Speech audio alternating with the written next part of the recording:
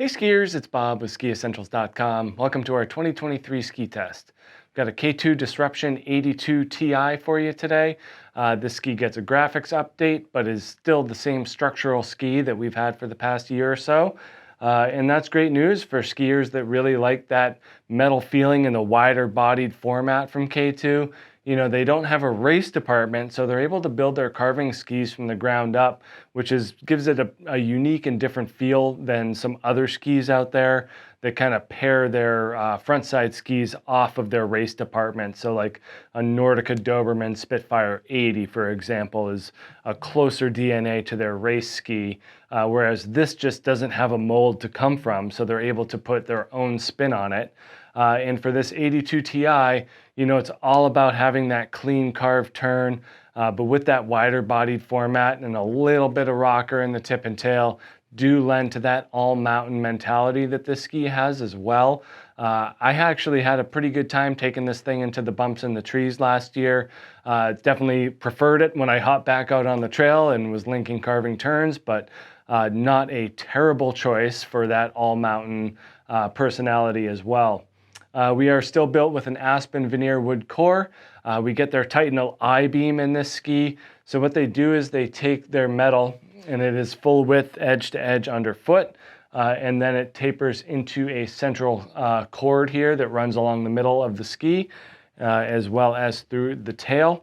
And that really does a good job of keeping this thing smooth, damp, stable, and strong. You get the benefit of the edge grip underfoot, not only from the metal, but from their Powerwall sidewall here. So this beefed up section of sidewall really gives you more leverage, more, you know, stiffness underfoot. This thing does not waver once you set it on edge. And it's pretty stiff too. You know, there's no debate about that. This thing is a really stiff ski. You do need to, you know, it works better when you're up to speed. You know, that slower to mid-range turn is a little more challenging on this.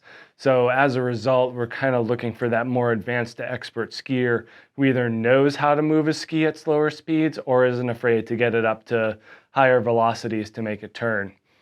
We also get dark matter damping in the tips and in the tails here.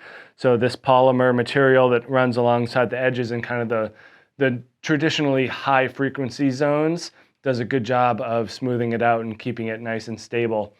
So a very, very strong performance with minimal chatter and vibrations.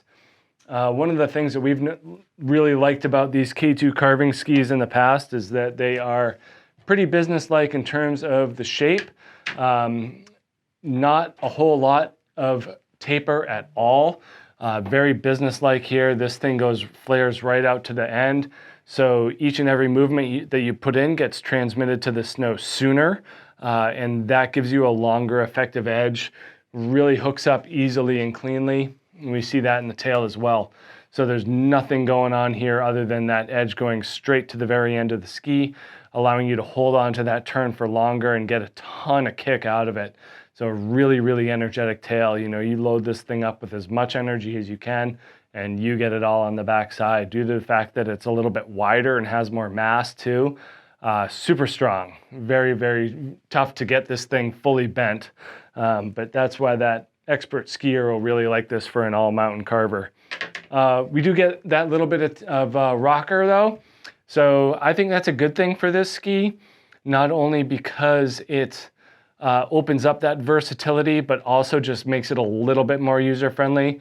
If this was a fully cambered ski at this width and weight and build, it would be quite challenging. You know, we do see the Ti2 and the MTI that don't have this rocker in the tip, and that's okay because they're narrower, so you don't have to put as much energy into getting the thing on edge.